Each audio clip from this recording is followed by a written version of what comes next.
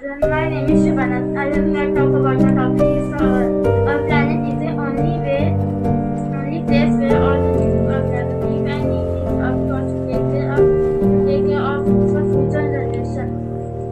The environment is facing many challenges for air, water, land pollution, deforestation, and loss of biodiversity.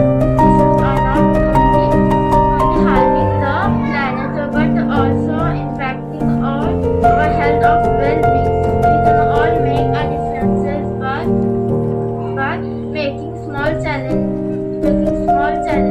in our daily lives. For example, we can reduce our vehicles use, conserving energy, turning off